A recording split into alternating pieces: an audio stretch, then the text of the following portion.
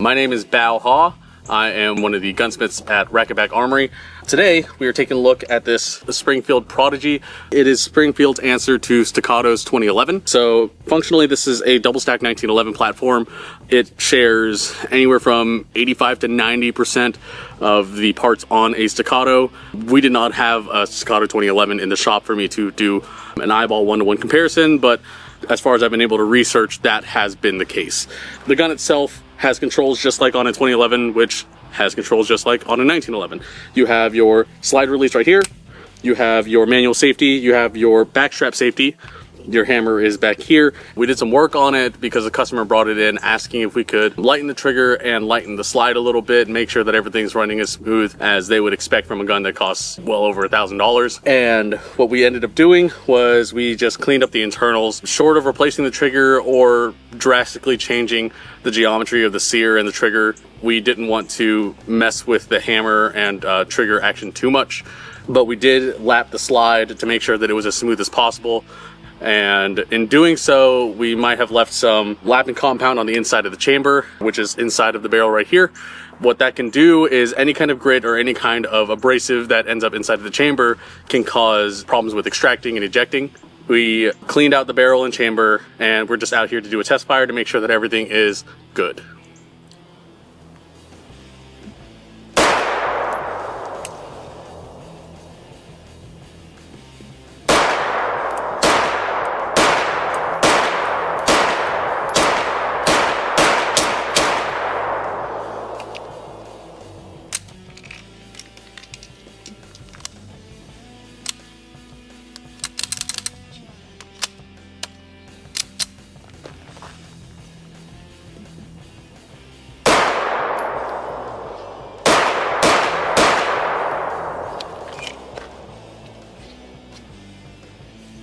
After shooting, I think that the problem has been solved. We shot perfectly fine aside from one failure to eject, but that can be a number of things: magazine, ammo.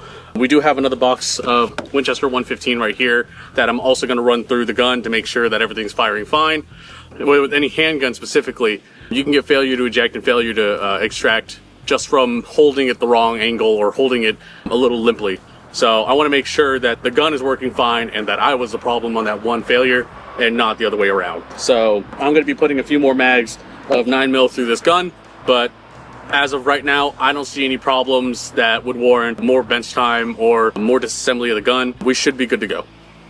Winchester is a very reputable company. They have good ammo. I very rarely see misfires, failures, or anything that stem from the ammo, but you never know. With firearms, we are shooting a tiny little projectile using a contained explosion. There's a lot of variables at play, handguns especially, because the only thing keeping the gun from moving backwards and holding it in place so that the slide can run and cycle correctly is the force of you and your hands. So if I had loosened my grip or let it go moderately slack for any reason, then that could have been the source of the failure. So what I'm going to do, I'm going to load 5 rounds. I'm going to try and run through those 5 rounds as quickly as I can, see if there's any major malfunctions or failures, and we'll go from there.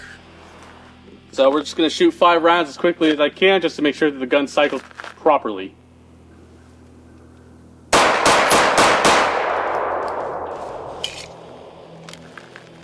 No issues.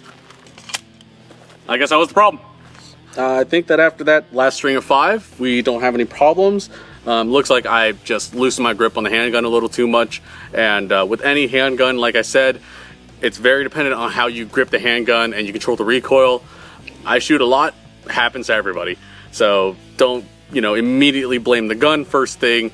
Give it a little bit more time, some more ammo, and see if that might be the problem, because with only 2 brace points on the handgun, you are much more prone to human error than you are to mechanical error. But as it stands, I don't think there's any issues. So once again, my name is Bao Ha. I am one of the gunsmiths at Armory.